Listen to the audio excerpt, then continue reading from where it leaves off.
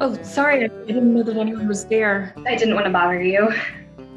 Do you need to? Stand on the edge of the cliff?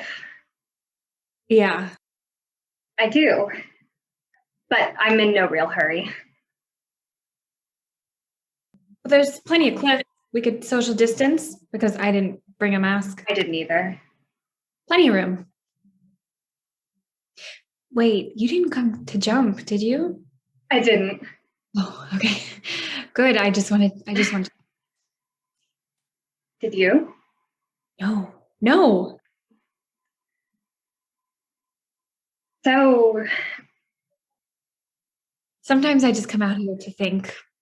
When you stand here close to the edge, all you can see is emptiness. a lot of emptiness It makes you think about life. so much about life. So, pretend I'm not here. Do what you were doing. I think I was just supposed to talk out loud to the emptiness. I could leave. No, don't. It might help to have someone listening. Talk. I'm right here.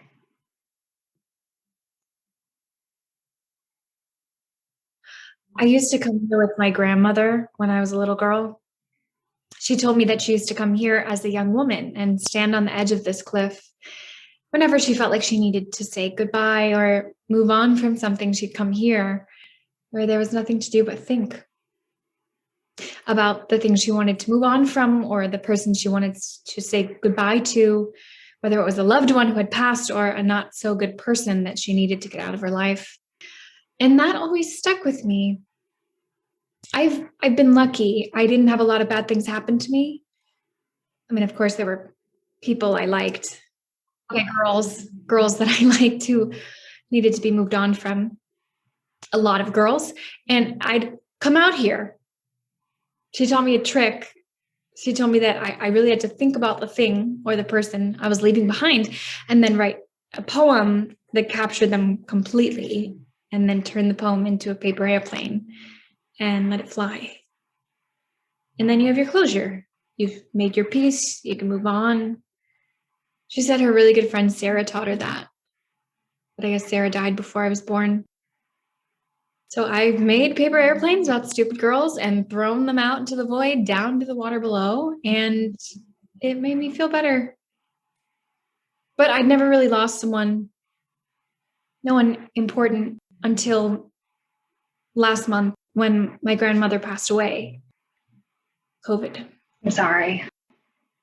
She did a lot of volunteer work and she wouldn't give that up. Even when the pandemic started, she tried to be as safe as she could, but other people weren't so safe. And then she was in the hospital and we weren't allowed to see her. And then she was gone. And suddenly everything felt so real. It felt like one moment I was happy, even with all this craziness. And the next I felt older. I felt too old. So different.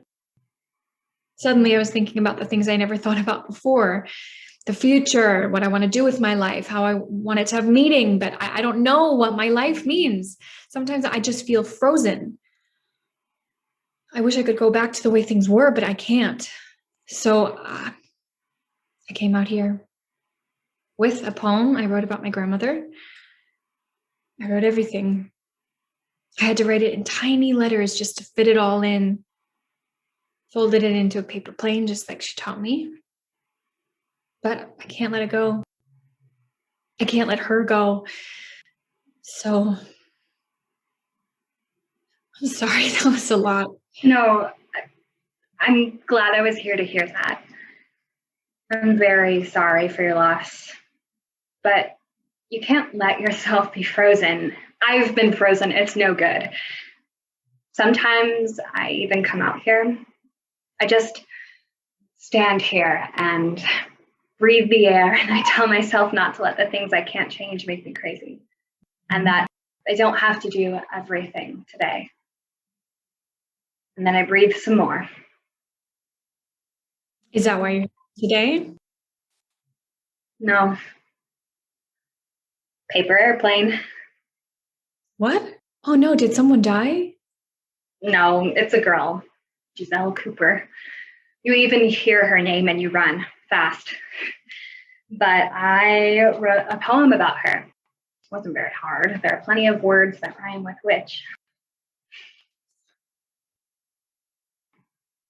And there she goes. How do you know about the paper airplane thing? Sarah was my grandmother. I know, crazy, huh? She brought me out here when I was a tiny girl. I don't think she was feeling well by then. She didn't last much longer.